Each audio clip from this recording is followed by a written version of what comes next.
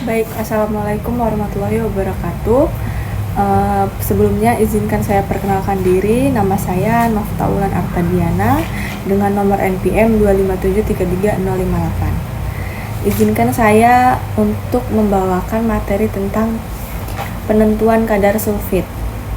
Yang pertama, apa itu sulfit? Sulfit SO2, Na2SO3, K2S2O5, NaHSO3 adalah senyawa yang digunakan sebagai pengawet dalam bahan pangan untuk mencegah pencoklatan, menghambat pertumbuhan mikroba, dan mempertahankan warna. Namun, kadar sulfit harus dibatasi karena dapat menimbulkan reaksi alergi pada individu sensitif. Lalu adapun prinsip tentang penentuan kadar sulfit. Penentuan kadar sulfit umumnya dilakukan menggunakan titrasi iodimetri berdasarkan reaksi oksidasi reduksi. Prinsip dasarnya, sulfit dalam sampel mengurangi iodin I2 menjadi ion iodida, imin, dan juga jumlah iodin yang bereaksi setara dengan jumlah sulfit dalam sampel, dan iodin yang tidak bereaksi dititrasi dengan larutan natrium tiosulfat atau Na2S2O3. Dan yang terakhir, titik akhir titrasi ditandai dengan hilangnya warna biru kompleks pati iodin. Reaksi utamanya yang pertama, sulfit plus iodin menjadi sulfat plus iodida. SO3 2- plus I2 plus H2O menjadi SO4 2- plus 2I- plus 2H+. Yang kedua, sisa iodin dititrasi dengan tiosulfat atau I2 plus 2S2O3 2- menjadi 2I- plus S4O6 2-. Lalu yang selanjutnya akan dijelaskan dengan rekan saya. Faktor yang mempengaruhi akurasi yang pertama yaitu reaksi yang harus dilakukan dalam kondisi asam agar SO2 mudah dilepas. Yang kedua, sampel harus tertutup rapat menghindari hilangnya SO2. Yang ketiga, larutan iodin mudah menguap. Yang keempat, indikator pati harus ditambahkan mendekati titik akhir. Kelebihan dan kekurangan. Kelebihannya yaitu akurat dan sensitif, prosedur relatif sederhana, cocok untuk berbagai jenis bahan pangan.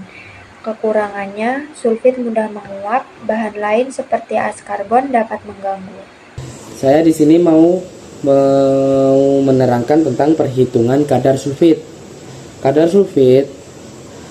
sulfit miligram per liter atau miligram per kilogram sama dengan buka kurung VB dikurang VS tutup kurung dikali N tiosulfat dikali 32,03 dikali 1000 per massa sampel atau miligram.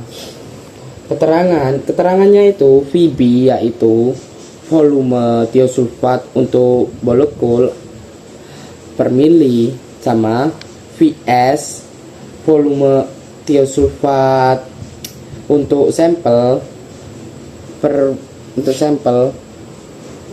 mili. Yang ketiga 2.03 yaitu massa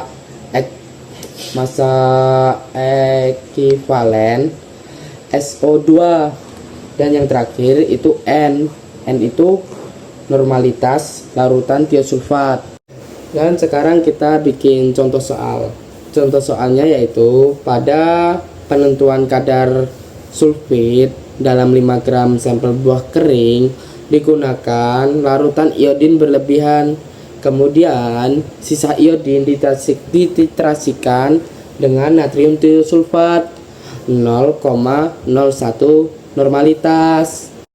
Sekarang kita penyelesaiannya itu ada beberapa rumus. Nah, rumus pertama yaitu hitung selisih volume tiosulfat. Rumusnya Vp kurang Vs itu sama dengan 15,20 dikurang 9,60 sama dengan 55,60 mili. Dan rumus yang kedua, tulus tiosulfat yang bereaksi MEK sama dengan V kali N sama dengan 5,60 dikali 0,01 sama dengan 0,056 MIK. Dan yang ketiga, hitungan Mg SO2.